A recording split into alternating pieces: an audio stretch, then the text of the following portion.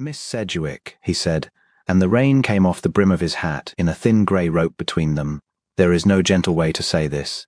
Captain Edmund Fairsley is dead." The words left him and could not be called back. Nathaniel, Duke of Vandermeer, had rehearsed them across 60 miles of drowned road, had turned them over on the ferry and again in the saddle, and every arrangement of them had been a cruelty. This one was merely the shortest. She did not fall.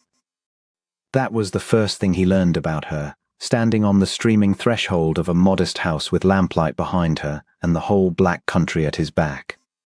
Her hand went to her throat, to the small worn collar of a gown that had been turned twice at the cuffs, and her fingers pressed there as though she were holding something in.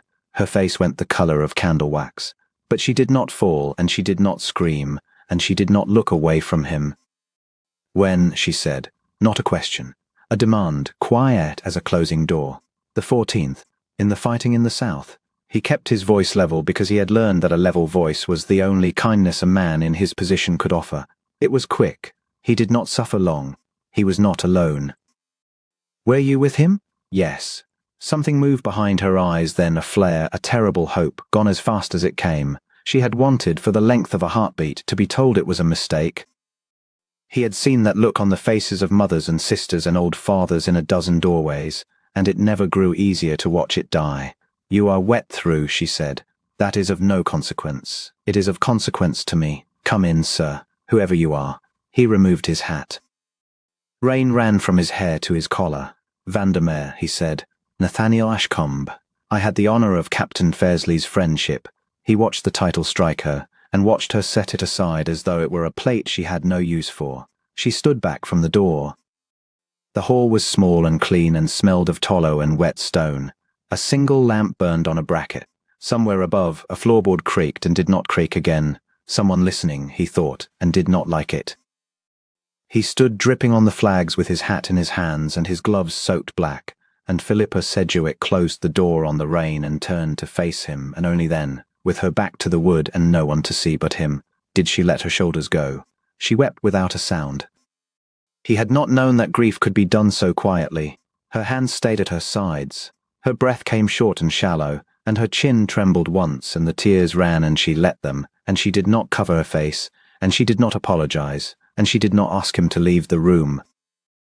He looked at the lamp. It seemed the only decent thing he could do for her. When she had finished, and she finished, she did not merely subside. She came to the end of it as one comes to the end of a task. She drew a long breath and wiped her cheeks with the heel of her hand once and said, "Forgive me. There is nothing to forgive." "There is a great deal, but not from you." She lifted the lamp. "You have ridden a long way to do a thing no man would wish to do. Sit by the fire.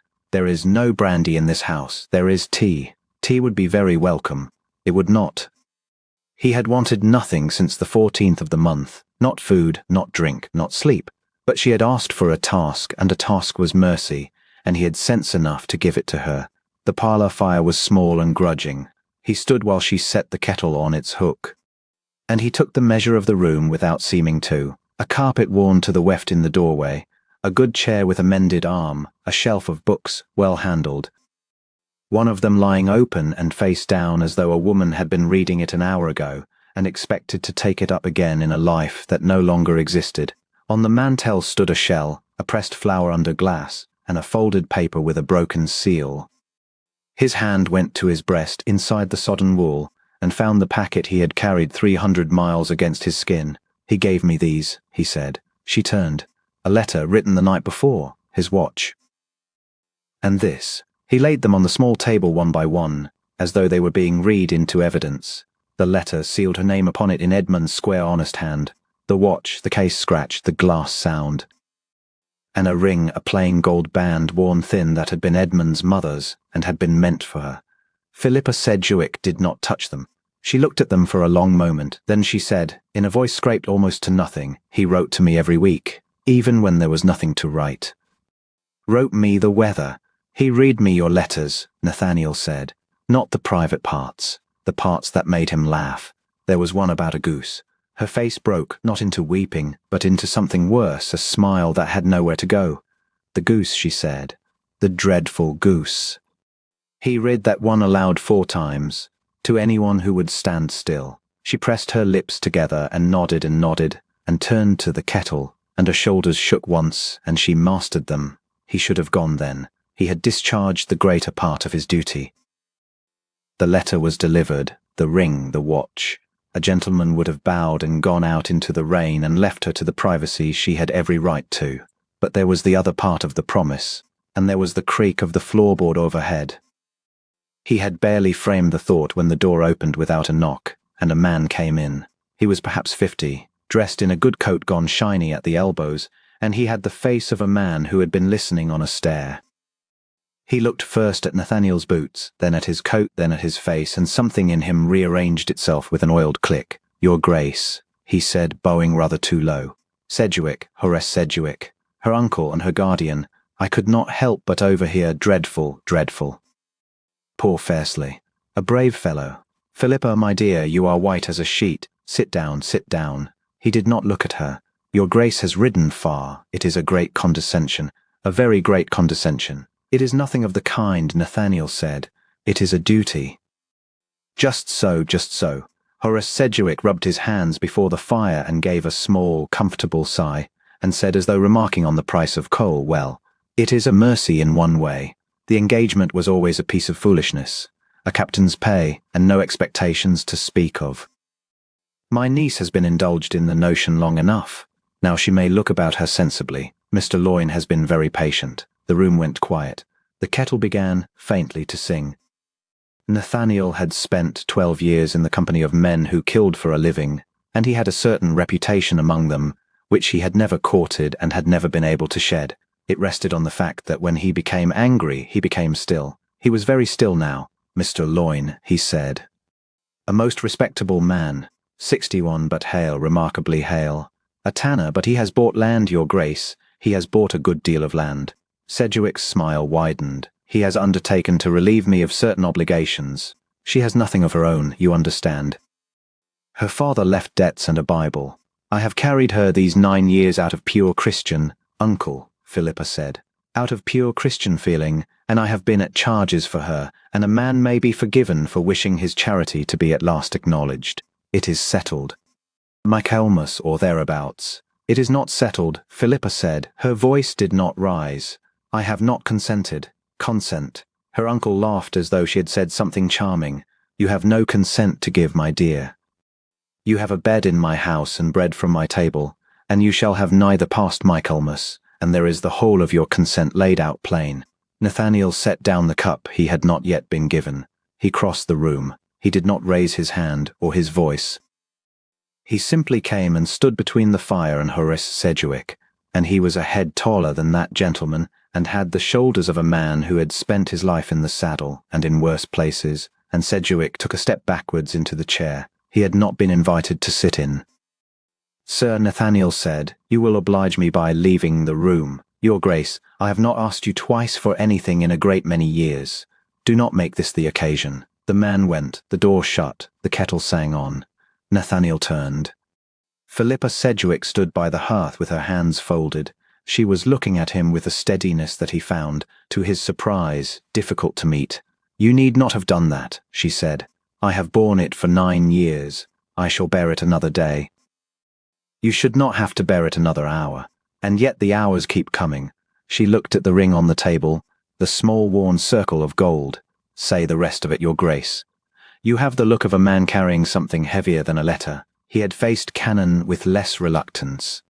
"The night before," he said, "your name was the last word he spoke to me. He was not senseless. He knew what was coming, and he had made his peace with it, better peace than any man had a right to." He said, "Vandermeer, she has nobody." He said, "Her uncle will have her out of the house within the month and married to some brute with a purse before the year is done, and she will go, because she is proud and she will not beg." And he took my hand, and he made me promise. "Promise what?" "To see you safe, to see you provided for. To see that you were never, in all your life, obliged to marry a man you could not respect." He drew a breath. I gave him my word. It was the last thing I gave him. She was very still. The firelight moved on her plain dark gown, and on the lace at her cuff mended and mended again. "That is a kind word to give a dying man," she said. "It costs nothing to give. Men give it at every deathbed in England. I do not give my word for nothing. No, she said slowly, studying him. No, I do not believe you do. He looked at the fire, because it was easier. Somewhere behind his ribs, the thing that had been sitting there since the 14th turned over and showed its teeth. He had been the one on the right. Edmund had been on the left. There was no reason in it, no justice, no arrangement of merit. There was only the direction a thing had travelled, and the fact that Nathaniel Ashcombe had ridden home through the rain with a letter in his coat, and Edmund Fairsley had not ridden home at all. There is a way, he said, to keep the promise entire. You will not like it. Hear me to the end. Say it, she said. Money will not answer.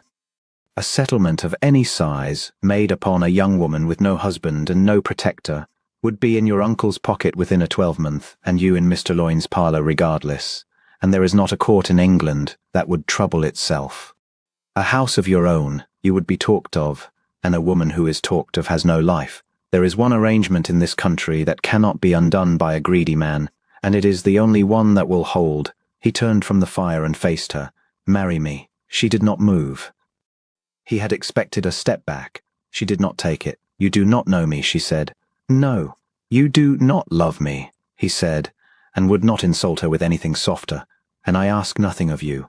Understand me, Miss Sedgwick, this is not a bargain with a hidden clause.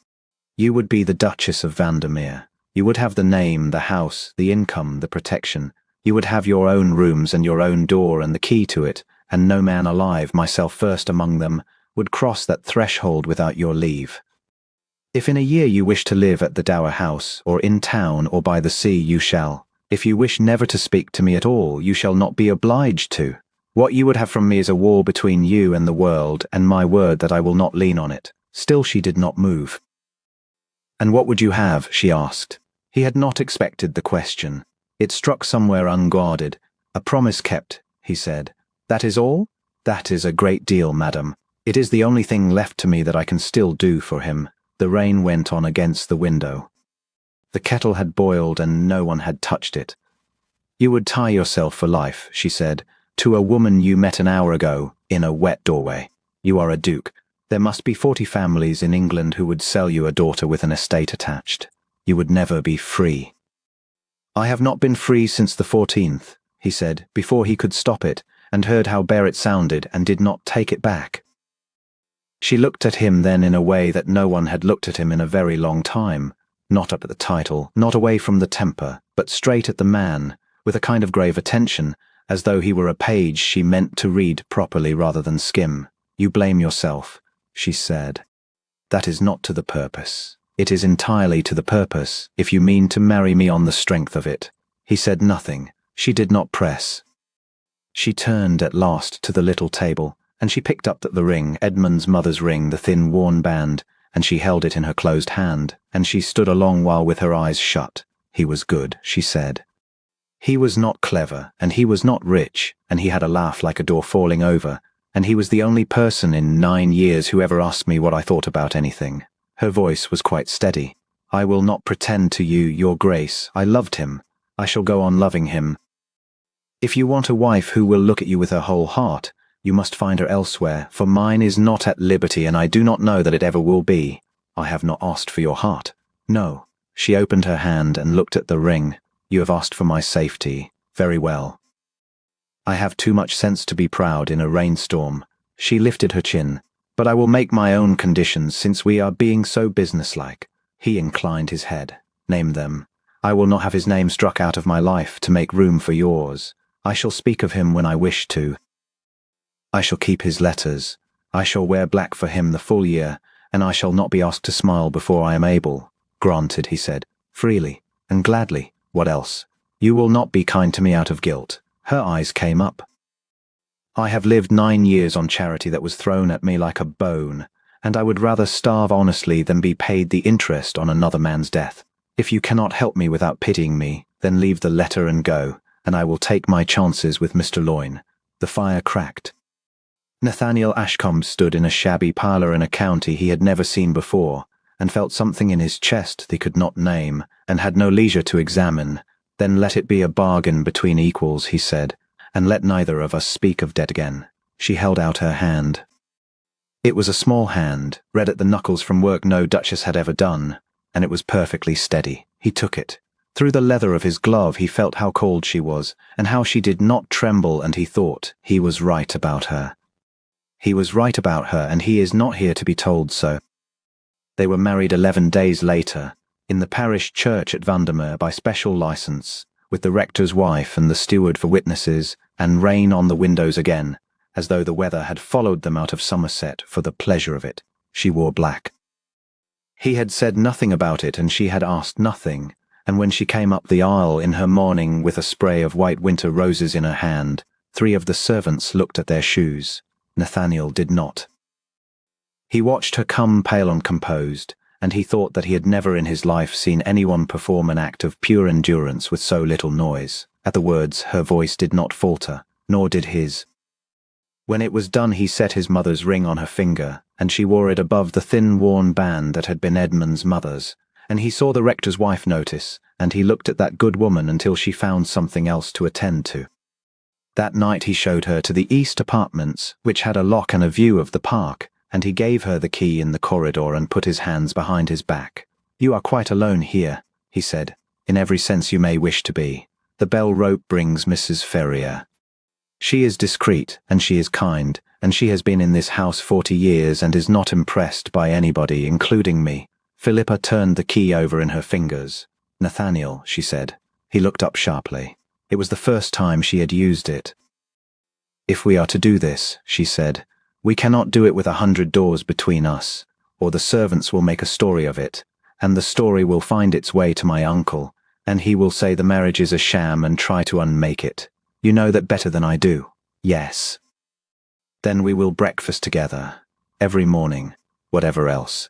She almost smiled. It went out again. "It is not much of a marriage, but can be a decent one. Breakfast," he said gravely, "at 8.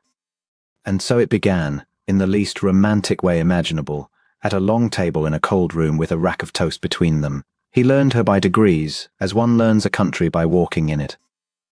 He learned that she rose at 6 and could not be persuaded out of it, that she took her tea scalding and her bread dry, that she read at breakfast and would apologize for it and then go on doing it. He learned that she had a memory like a steel trap and no vanity whatsoever about it, that she could tot up a column of figures in her head faster than his steward could do it on paper, and that when she caught herself doing so aloud she stopped, flushed, and looked at him as though she expected to be corrected.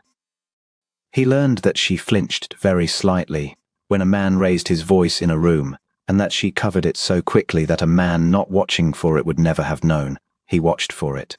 By the 3rd week she had found the ledgers. He came into the library on a wet afternoon, and there she was at the long table with the estate books open and a candle at her elbow, and a look of ferocious concentration on her face, and she started up as though he had caught her at the silver. "I ask your pardon." Mrs. Ferrier said the room was not used. "It is not. I shall put them back." "Wide." She stopped, with the great book half lifted. "Why? You have been at them 2 hours at least. Presumably you were finding something. It would be a pity to lose it out of politeness." Philippa set the ledger down and looked at him, and then, cautiously as a person tries a step on rotten ice, she said, "Your bailiff at Marchell is charging you for the same drainage twice. Once in the spring accounts under repairs, and once in the autumn under improvements, and the sums are not the same, but the field is." Nathaniel came and stood behind her chair and looked where her finger was. He was silent for so long that she began, very quietly, to gather up her shawl. "Sit down," he said. "Show me the rest." She sat down. She showed him the rest. It took until the candles were guttering, and when the clock struck and he found that 4 hours had gone, he could not immediately remember when he had last spent 4 hours in which he had not once thought about the 14th of the month. That was the first thing. The second was the roses. They came in November, in a fortnight of hard frost, when the black of her gowns had begun to look less like grief and more like a habit. He found her in the ruined south garden with her hands wrapped in sacking, cutting back a thicket of half-dead briar that had not been touched in 20 years, and her breath white in the cold air, and something in her face he had not seen before. Not happiness, but appetite, work, purpose. The look of a creature that has been let out. "Mrs. Ferrier says this was your mother's garden," she said without turning round. It was. She says it was let go when the late Duchess died. It was. That was 17 years ago. Snip. It is a great deal of time to let a thing die of sympathy. He stood in the frost with his hands behind his back and felt the sentence go into him like a splinter, and he could not tell for the life of him whether she had meant the garden. Winter closed over Vandermeer Hall, and the house, which had been a mausoleum with a duke rattling about in it, began without anybody's permission to be a home. He noticed it in small treasons. The long gallery, which had smelled of dust and cold ash since his mother's time, smelled instead of beeswax and cut holly. The morning room fire was lit before he came down. There were letters on his desk in a clear round hand, answering the tenants who had written to him and had waited 4 years for a reply, and every one of them had been answered justly, and none of them had been answered by him. He noticed that the servants had begun to smile at her, and then, appallingly, at him. He noticed that at breakfast he had taken to reading aloud the absurdities out of the newspaper, because when he did she laughed, a short, surprised, undignified laugh that she always seemed to resent. And that he had begun, quite deliberately, to hunt through the columns for absurdities before she came down. That was the state of things when Horace Sedgwick came to Vandermeer. He came in a hired chaise on a raw January afternoon, and he was shown into the hall, and Nathaniel came down the stairs and stopped 4 steps from the bottom, which put his eyes a good deal above the man's. Your Grace. The bow too low again. Family, family. One does not stand on ceremony with family. State your business. Business. Such a word. Sedgwick's hands went together. I come as an uncle, a concerned uncle. There has been talk, Your Grace. I do not repeat it, I abhor it. But there has been talk in the county that this marriage is not, that it is a form only, a gallantry, a charity. And it occurred to me that a man in your position might one day wish to be free of an encumbrance so hastily taken up, and might be glad of a friend who could be discreet, and who might, for a consideration, go on, Nathaniel said. Who might swear, if it came to a proceeding, that his niece was not in her right mind at the time of the ceremony. Grief, Your Grace. Grief unhinges a woman. It could be very quietly done, and she should have a small annuity, and Mr. Loyne is still. Nathaniel came down the last 4 steps. He did not touch him. He stood close enough that the man could see whatever it was in his face, and he watched Horace Sedgwick's colour drain away by degrees, like water out of a cracked basin. You have come to my house, he said, very quietly, to offer to sell me your niece's honour, having failed to sell her person. Hear what I say to you now, because I shall not repeat it, and there will be no second interview. That woman is the Duchess of Vandermeer. Every acre you can see from this door is hers as much as mine. If you speak her name in a public house, I will know of it within the week, and I will ruin you, not by violence, which you are not worth, but by law, which is slower and much more thorough. Your debts are in Cheapside. I know the man who holds them. He is very willing to oblige me. He opened the door himself. Go home. Do not write. The man went. The chaise scraped away down the wet gravel. When Nathaniel turned, Philippa was standing at the turn of the stairs with her hand on the rail. She had heard. He could see that she had heard. He expected. He did not know what he expected. Thanks, perhaps, which he did not want. Instead, she came down the stairs slowly and stopped in front of him and looked to him for a long moment and said, You said every acre was mine as much as yours. It is a legal fiction. It is also true. You did not say it for me. You did not know I was there. She was searching his face. You said it to him. Alone. When it could gain you nothing. Philippa. 9 years, she said, and her voice cracked straight across the middle, and she stopped, and put her hand over her mouth and turned away from him. He should have let her go. He put out his hand instead and caught her wrist lightly, and she stopped and did not pull away, and stood with her back half to him and her head bowed and his hand on her wrist and the whole silent house around them. He could feel her pulse under his thumb. He let go. Forgive me, he said. There is nothing to forgive, she said, and went up the stairs. He did not sleep that night.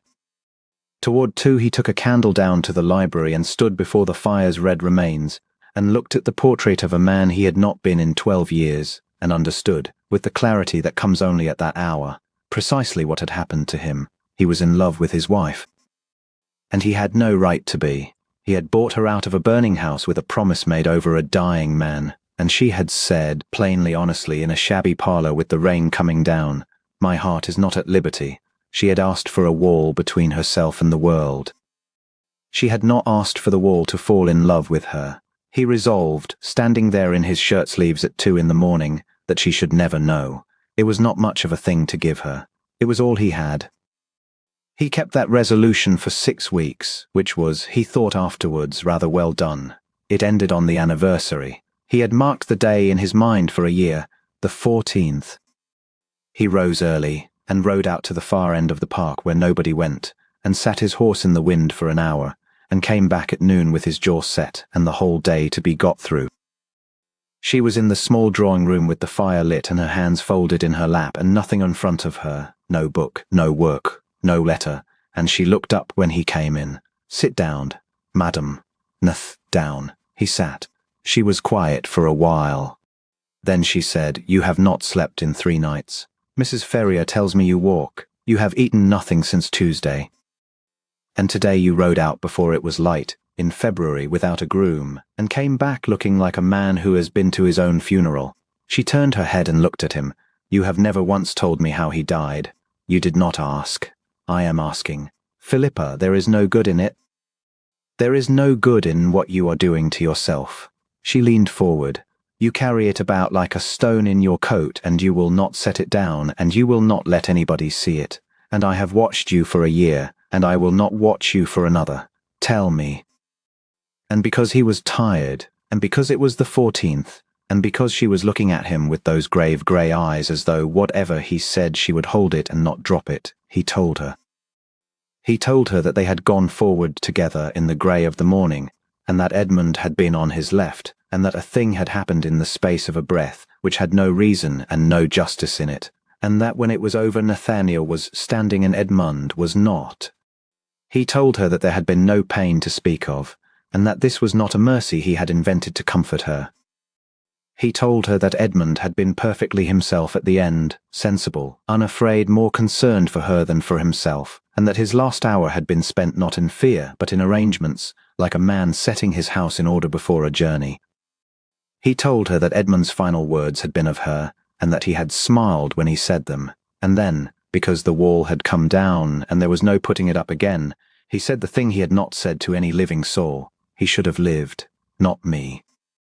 He had you waiting, and a life to make, and every reason under heaven. And what had I? A house I never came to, and a title, and nothing in the world that would have missed me. His hands were shaking. He looked at them with a kind of distant contempt. It should have been the other way about. It should have been, and every day I have to get up and be the one who is here.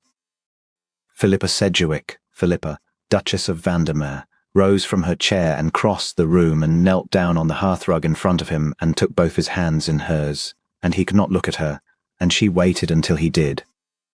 Now you listen to me, she said, and her eyes were streaming and her voice was like iron. There is no ledger. There is no clerk in heaven who took your name instead of his by an error of the pen. It was not paid for. You did not take his place. You cannot give it back, Nathaniel, and if you spend the rest of your life trying to, then he will have died for the sake of making a good man miserable. And I tell you plainly he would have hated that at above every other thing on this earth. Philippa. He asked you to keep me safe. Her hands tightened. He did not ask you to bury yourself in the same grave to keep him company. He bowed his head. She did not let go of his hands. They stayed so a long while, and the fire burned down, and neither of them moved.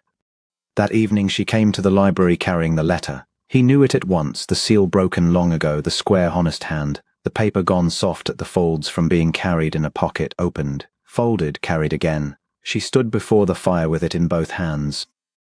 I have read this 400 times, she said. I have never read it aloud. Will you hear it? Are you certain? No, she said. Sit down. She read it. It was short, and it was clumsy, and it was full of a plain, unfashionable, entirely unembarrassed love, and it made him laugh once, painfully, at the joke in the 3rd paragraph. It spoke of the weather. It spoke of a goose, and at the end of it, Edmund Fairsley had written this. Pippa, if you are reading this, then it has gone the other way, and I am sorry, and you must not sit in the dark on my account. You were made to be happy, and I always thought it a great scandal that nobody had troubled to arrange it. So arrange it yourself. Live. Be loved by somebody who deserves you, which is a shorter list than you think, and do not you dare wear black for me longer than the neighbors require. I have asked Vandermeer to look after you. He is the best man I know and the loneliest, and he will not thank me for saying so. Philippa lowered the letter. The fire snapped. Nathaniel found that he'd risen from his chair without knowing it. He knew, she said unsteadily. The wretch. He knew before either of us. Philippa. He always did see further than he let on. Philippa. His voice was not steady either. Say it, or I shall, and if I say it I cannot unsay it, and you will have to live in this house with me afterwards. She looked up. She was crying, and she was smiling, and she was not turning away. Then say it, she said, and be quick, because I have been waiting since the frost. I love you, Nathaniel said, not out of duty, not for a promise. I loved you before I knew what I was about, and I have loved you every day since, and I would marry you tomorrow in a barn with nothing to my name and no promise to keep, and I do not ask you to love him less. God forbid it. Love him always. Only, she crossed the room and took his face in both her hands, and he stopped speaking. She rose on her toes. Was he thought afterwards, the longest and shortest moment of his life, her fingers cold against his jaw, her breath the firelight. The letter fallen forgotten on the hearth, and then she kissed him, and the world went quiet, and the fire burned down to embers behind them, and the candles went out one by one, and no one came. They were married again in June at her insistence in the same small church, with the doors open to the summer, and the whole parish crammed in, and a good many of the tenants standing in the churchyard. She wore green. She said she had done with black, and that Edmund had ordered it, and that she was not a woman who disobeyed a plain instruction. Nathaniel put his mother's ring on her finger for the second time. Above it still sat the thin worn band.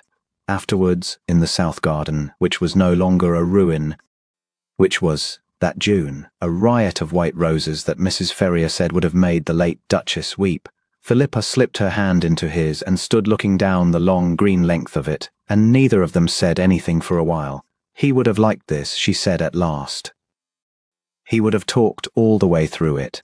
He would. She laughed and wiped her eyes and did not apologize for either. He would have made some appalling speech and got the words wrong and everyone would have cheered. Nathaniel raised her hand and kissed it, just above the two rings.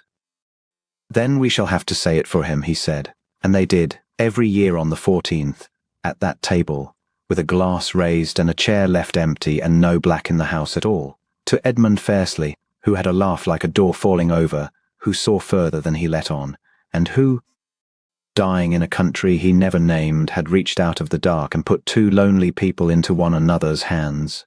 The promise had been kept, but it was not the promise, in the end, that had held them. It was the choosing, every ordinary morning of every ordinary year, at 8 o'clock, over a rack of toast, in a house that had learned how to be warm.